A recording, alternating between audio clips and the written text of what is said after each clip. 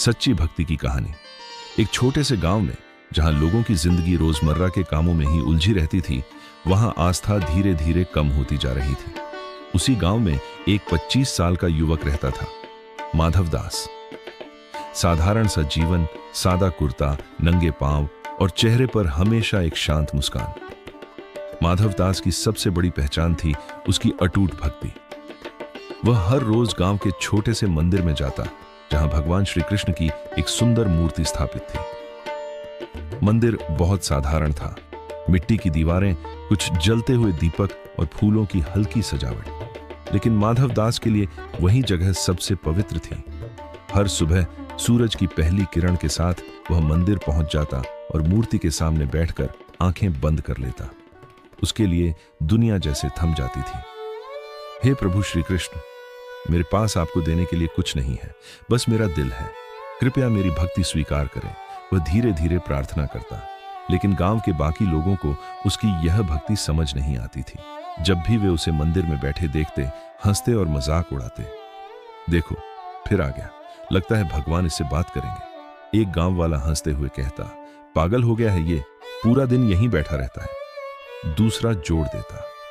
माधव दास सब सुनता, लेकिन कभी जवाब नहीं देता। उसके लिए लोगों की बातें मायने नहीं रखती थीं। उसकी दुनिया सिर्फ उसके भगवान थे। एक दिन वह हमेशा की तरह मंदिर में बैठा था, आंखें बंद, हाथ जोड़े और दिल पूरी तरह भक्ति में डूबा हुआ। उसके चेहरे पर गहरी शांति थी, लेकिन अचानक उसकी आंखों से एक आंसू बह निकला। दुनिया चाहे मुझ पर हंसे, लेकिन मैं आपसे प्रेम करना कभी नहीं छोड़ूंगा प्रभु, उसने भावुक होकर कहा। उसी क्षण मंदिर का वातावरण बदलने लगा। दीपक की लौ हल्की हल्की हिलने लगी, जैसे कोई अदृश्य शक्ति वहां मौजूद हो। फूलों की पंखुड़ियां धीरे धीरे कांपने लगी और फिर भगवान की मूर्ति के चारों ओर एक हल्की दिव्य रोशनी फैल गई। मंदिर के बाहर खड़े गांव वाले अचानक चुप हो गए। उनके चेहरे पर हंसी गायब हो गई और उसकी जगह डर और आश्चर्य ने ले ली। तुमने ये महसूस किया?